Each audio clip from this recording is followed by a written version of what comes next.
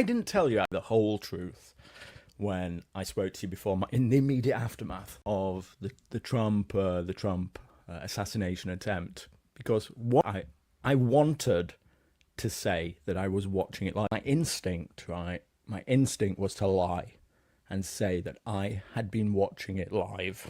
Mm-hmm. I had to stop myself from doing it. I wanted to be part of it. It made me think about it, where like conspiracy theories develop from, and I imagine lots of it is like from false witness accounts of people who are just wanting to be part of the moment, like get carried away in the excitement of something in a weird, like narcissistic way, wanting to share in it. Because from what I understand, there's lots of people, like for instance, who, when 9/11 happened, claimed to have seen the first plane hit the tower, either on TV or in real life, and then like it comes out after the fact, well, nobody saw the first plane hitting the tower on the TV. So all these witness accounts are, people who declared this are either lying or mistaken. And so I imagine that this is like, it's not lying. Well, it is lying, but it's people's, I don't know, misrepresentation of something that, it's like you want to give like the essence of the truth, but you also want to be part of it more. Yeah. I think you're absolutely touching on something, and it's a Rorschach's test. It's a giveaway. When you encounter someone who exaggerates their own significance, you know that you're dealing with a fragile person who finds the reality of his own insignificance unbearable, and therefore is trying to create a scaffold of significance where there is no viable foundation for that significance. So someone earning $1 million a year has no need to make up a story of his own significance, generally speaking. All right, someone who's a professional athlete, someone who's dating, having sex regularly with a gorgeous woman, someone who has an esteemed position in his community has much less need to erect a false sense of significance because they have a real significance. But those of us who don't have that real significance that comes with being a star, we much more keenly feel that need to create a significance, because the unbearable nature of our own significance is just so painful. I interviewed Andy Nowicki, and 3 or 4 years ago, he'd come out with a novel inspired by the COVID pandemic, and the interview didn't go so well. And for people who are losing at life, one of the principal ways that they comfort themselves in our sphere is that they are convinced that at least they see through the bullshit, right? While their peers, who may well be less intelligent than them, but who have marriages, who have children, who have mortgages, who have a six-figure income, well, these guys are just careerists.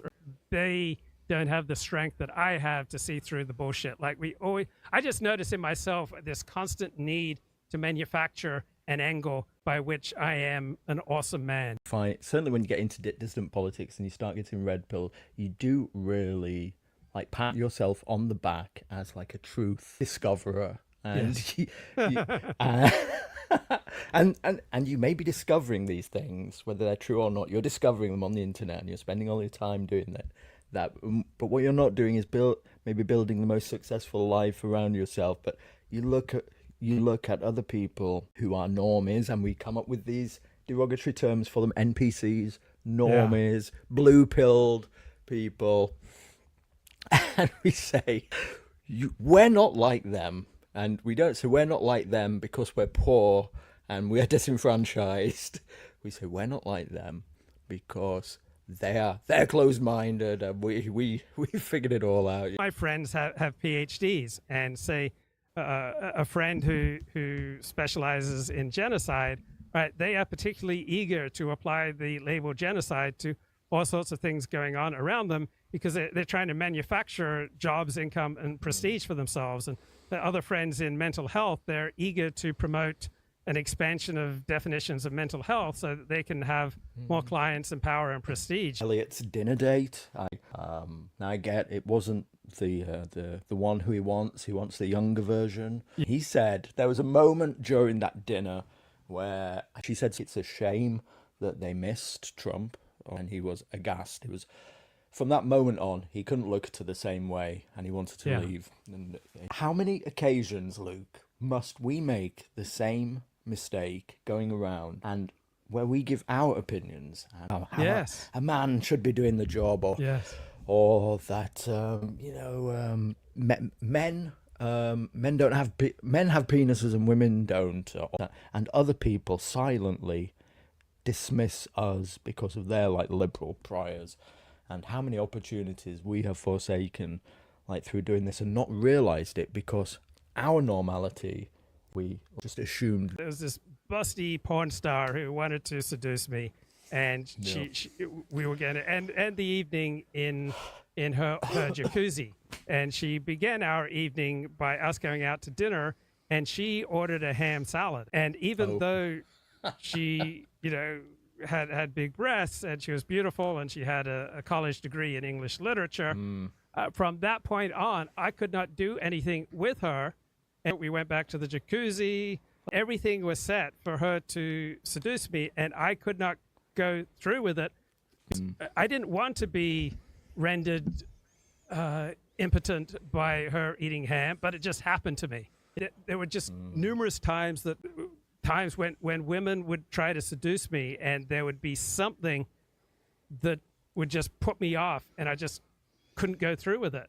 I was just physically not capable of doing the deed because of some expression, something just one thing would just burn that bridge to intimacy. She could have been doing that to get in Elliot's pants, and instead it drove him out the door. Oh, I remember another woman, I met her in synagogue, but it was during a time when I was following Dennis Prager, and Dennis Prager would just pour out his contempt at people who watched a lot of TV. And so I asked this beautiful woman who was a great fit for me physically, and she had a wonderful sarcastic sense of humor, and I asked her how much TV she watched, and she said, about 8 hours a day. And I only realized in retrospect that she was just pulling my leg and being sarcastic. But I could not date her because she said she watched 8 hours of TV a day. But she was just playing around. But because I was so focused on the Dennis Prager hero system that she was immediately rendered, a member of the out group for me, even though she was a beautiful Persian Jewess, simply because she said something sarcastic and I didn't get it. Yeah, you missed out, Luke. You missed out. It's the insane veneration of a particular hero system that I was using to provide myself a foundation, because I didn't have a real foundation of normal sense of ease with myself and with other people. And so I was trying to construct a foundation for a good life, built upon bits and pieces that I took from Dennis Prager. I was trying to build myself up by holding to this elevated morality system. I was trying to hold on to myself, even though at the time I was just immersed in reporting on the porn industry. And so I felt myself hurtling downhill, in very dangerous ways. And so I was trying to clasp on to something to retain my sanity. Hey, how many people would you say that put on this exterior of, walking all the correct opinions? How many people would you say that behind closed doors, you've realized actually don't, hold to all the airs and graces of society? Is it a great deal? Lot? I mean, as much as any other hypocrisy. So many liberal intellectuals I know, say highly disparaging things about black people in private. Like they'll talk about their frustration with teaching some, unintelligent black students. So I guess the lesson would be then, like for instance, when I'm watching these guys that you're playing who are walking up to the line and saying, look, they're walking up to that line and saying the truth that is acceptable. I shouldn't take away, I'm frustrated with you, you liberal cuck. I should take away from that, you're dog whistling to me what you actually think, shouldn't I? Well, I think you should take away that they're doing the best they can in a particular circumstance. So the more prestigious your position, the more you have to adhere to careful critical discourse, right? The quicker you'll be removed from your position. And so the more they have to lose, the more careful they have to be. And so one has to recognize their position and how they're doing the best they can in a challenging position, And if we were in their position, we would not be more frank than they are. Like, we wouldn't throw away our marriage and our job and our career and our social standing just to give blunt truth about female Secret Service agents. No, we wouldn't. Interesting about Trump security as well. Just before I go, I was looking up. I had this vague memory from 2016 about Trump's own private security, that this was a clash. You may even have been talking about it way back, like I know, just after Trump was elected.